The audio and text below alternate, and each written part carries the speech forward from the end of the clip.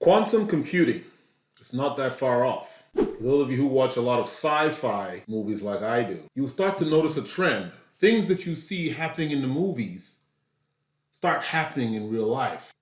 I remember growing up watching movies like Back to the Future, and the concept of talking to somebody on the phone and actually seeing them was amazing. But now it's just something we see every day. Remember when it was an amazing feat to talk to some computer and it would answer your questions like Knight Rider, right, Kit? Well, now that's just pretty normal. That's just AI. And now I've been seeing a lot of movies that have been talking about quantum computing and how that's really going to revolutionize computing. And it will probably revolutionize AI as well because of the massive power that comes with quantum computing. And in today's video, we're going to talk about an aspect of quantum computing and cybersecurity known as quantum safe. Hi guys, my name is Emeka. Welcome back to my channel. So I'm going to do a quantum safe cheat sheet for you today. But before we do that, first things first, what is quantum computing? Quantum computing is basically using the properties of quantum mechanics to process information. Well, so let's take a step back. What is quantum mechanics? So quantum mechanics is a field in physics that deals with nature at the smallest scale.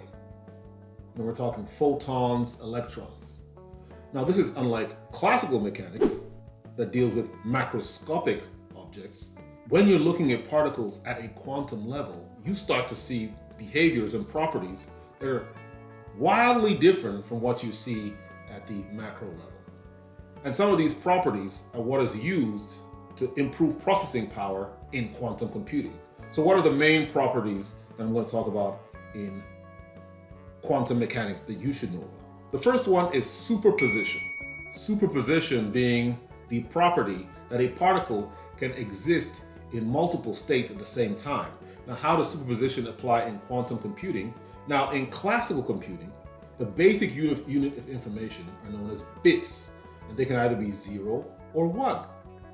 While in quantum computing, the basic unit of computation is known as a qubit, and they can be 0, 1, or 0 and 1 simultaneously.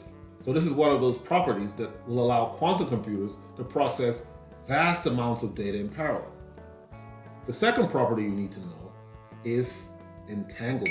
Now, entanglement is a property in quantum computing where when you have two particles and they become entangled, and you know the state of one, you will always know the state of the other. No matter how far apart they are from each other, as long as they're entangled, if you know the state of one, you'll always know the state of the other.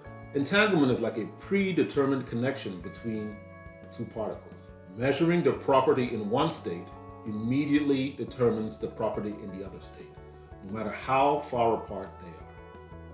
When a particle is in superposition, and as I mentioned to you before, what superposition is, it exists in multiple states, while the particle can move along a wavelength in different states, and these particles can interfere with each other. Now, the interference can be destructive or constructive. Constructive interference strengthens the particles, while destructive interference cancels them out.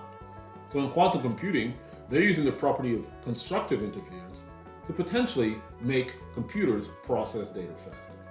So you can see the three properties are the three main concepts that are being used in quantum computing that you should know about, right?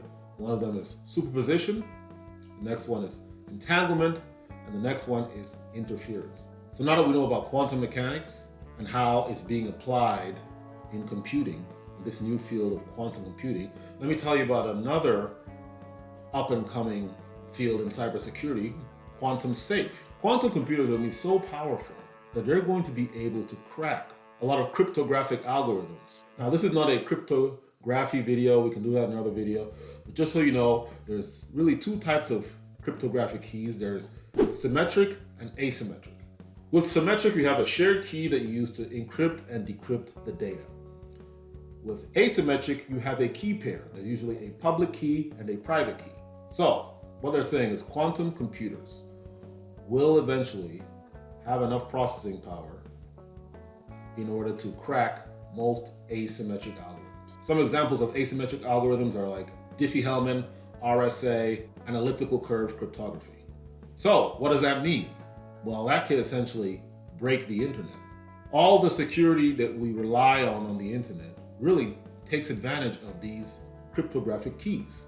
And if quantum computers come out and they're able to crack these algorithms, then people are not going to have any more encryption or security in anything. And the problem that people have identified is this.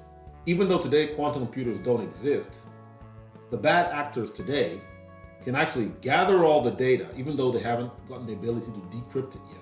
They can just gather all the data, mine the data, harvest the data, and then decrypt it later when the quantum computers become available. So that's why today, quantum safe is a field that is really up and rising and very important. So given this fact, this field of quantum safe and cybersecurity, really, there's two main areas. They're working on algorithms known as post-quantum cryptographic algorithms that are resistant to quantum computers. This is currently being worked on by a number of companies. A number of standardization boards are coming up with the correct standards for these new cryptographic algorithms that will be coming out. And the next phase is identifying all the cryptographic algorithms in your architecture that's not safe and do a migration over to post-quantum cryptographic safe algorithms. And this is an activity that's happening right now. And that's what it means when people are saying quantum safe. What they're saying is quantum computers are going to be able to crack asymmetric cryptographic algorithms in the very near future.